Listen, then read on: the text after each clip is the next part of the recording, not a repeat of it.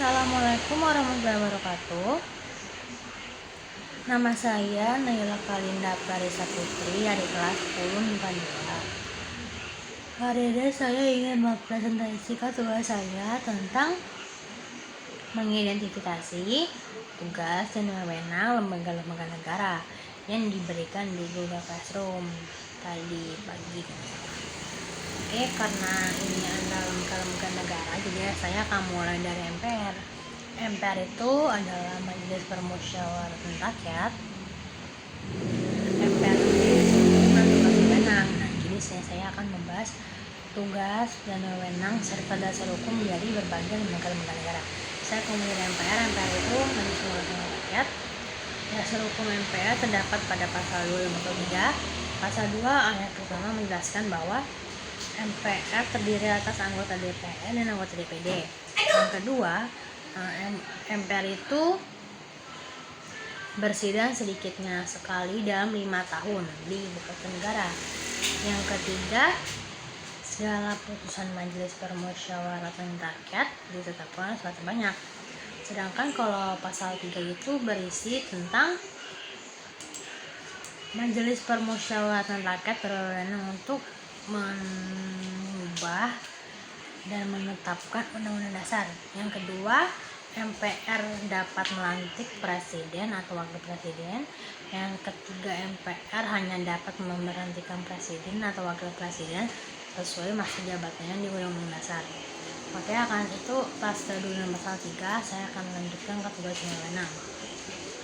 Tugas dan wewenang sendiri tidak jauh beda dengan pasal-pasal yang tadi saya sebutkan.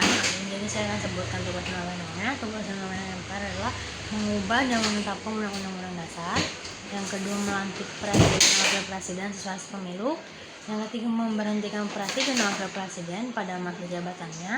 Yang keempat, mengangkat wakil presiden menjadi presiden jikalau presiden meninggalkan masa jabatannya.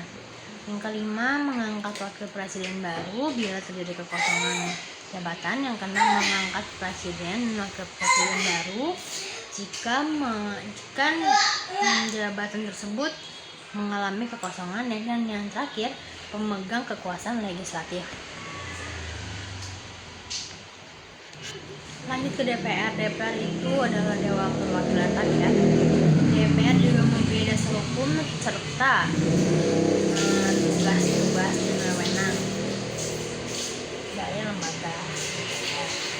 Saya akan jelaskan dasar hukum DPR. Saya akan menjelaskan 3 pasal yang mempunyai sangkut paut mengenai dasar hukum DPR. Saya akan jelaskan dalam pasal 11, pasal 14, dan pasal 20.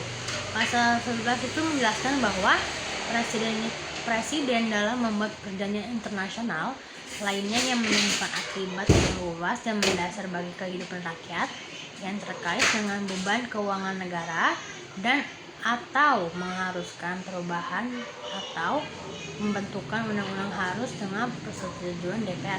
Jadi kalau seandainya presiden ingin membuat perjanjian internasional harus dengan persetujuan DPR. Kalau pasal 14 itu menjelaskan bahwa presiden memberi amnesti atau abolisi dengan memperhatikan pertimbangan Dewan Perwakilan Rakyat. Pasal 20 ayat pertama itu bertentang Dewan Perwakilan Rakyat memegang kekuasaan membentuk undang-undang. Jadi bukan MPR doang. Nah, kalau ayat keduanya, setiap rancangan undang-undang dibahas oleh Dewan Perwakilan Rakyat dan DPR untuk mendapat persetujuan bersama. Jadi kalau saya ingin merancang undang-undang, presiden dan DPR itu harus berembuk pada diskusi. Di sini saya akan skip sampai ke tugas dan wewenang.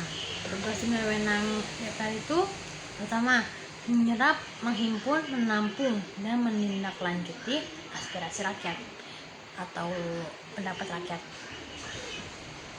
Yang kedua, memberikan persetujuan kepada presiden untuk pertama, menyatakan perang ataupun membuat perdamaian dengan negara lain. Yang kedua, mengangkat dan membentuk anggota komisi yudisial. Komisi yudisial ini juga nanti akan saya bahas.